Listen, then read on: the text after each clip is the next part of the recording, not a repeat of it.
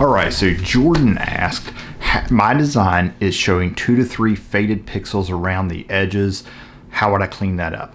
So first, if it's just 2 or 3 pixels, you'll probably be fine for DTF prints. If it's more than that, though, you're going to want to clean that up. I really recommend no more than 2 or 3 faded pixels, but there is a way to clean this up. I'm going to flip over to Photoshop, show you a couple different ways to do this. It's probably going to depend on the situation, the artwork, your capabilities, whether or not you have Photoshop. But maybe if you don't have Photoshop, maybe you can use what I'm going to show you to apply to another program you might be using. And so let's flip over to the computer and get started here. Okay, so I just happened to have this image up on my screen. I was getting ready to do some mock-ups for some products, and this actually has a good example of what I want to show. And so, like I said, we're in Photoshop. There's a couple of different ways we can do this. Depends on the artwork and the situation, but a lot of times it's as simple as duplicating the layer a few times and then combining them. So over here on the right, I'm clicked on the layer. Sometimes it might have a lock, so if it has that, you'll want to unlock it by right click and unlock, or you can double click on the little lock and it'll go away. And we're going to right click here. Actually, let me zoom in first and show you what I'm talking about. We'll zoom in nice and tight here, and we'll see we have there's 1, 2, 3, really 4 faded pixels here. And what we're going to do is just duplicate the layer, and that's going to stack the layers. And we're going to do this a few times, and the only thing that's going to really affect are areas that are transparent,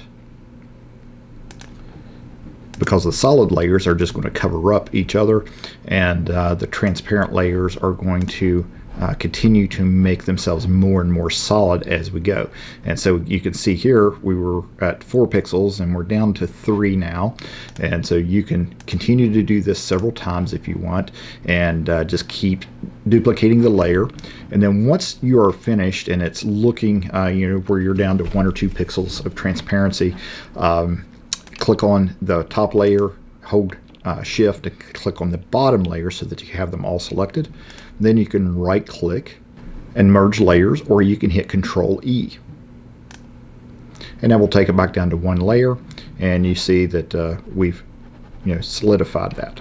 Now if we start over and we're back to where we have 4 layers, there's a couple different ways of course you can do this. This is one of the best ways that I've found. So I'm going to hold Control and I'm going to click the thumbnail of the layer, and you'll see that it selected the outside edge here, and it actually even selected just inside of that a little bit. And then over here on the right, I'm going to click on the mask button, and it's going to turn this area out here pink, and you can see that it starts to fade out as it gets closer to the image. And if we go to the image button, adjustments and threshold, then we can adjust how far in this will go. And if I take it down, you'll see it starts to back off, and maybe red's probably not the best color to show for this example. It's a little harder to see, but you see there as it starts to encroach into the image itself. I've come in about 3 or 4 pixels here, and I'm going to hit OK, and then I'm going to hit Control X. Excuse me, I'm going to click over here and turn off the mask, and now you see that it's moved inward. And I'm going to hit Control X, and you see that it left behind quite a bit. I'm going to hide that layer, and then I'm going to hit Control V and paste again, and paste the layer back in.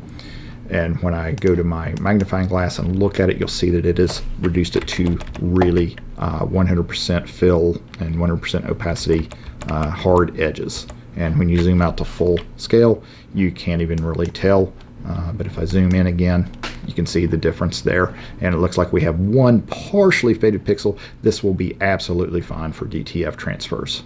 All right, so there you have it, a short, simple video. 2 different ways in Photoshop. You can try to harden those edges up, and that will also work on transparent areas. So if you, at least the first part will, if you have an area that's partially transparent, a customer sent an image in today that had just an area that in the middle of the image was partially transparent, and I could see that grid through the image.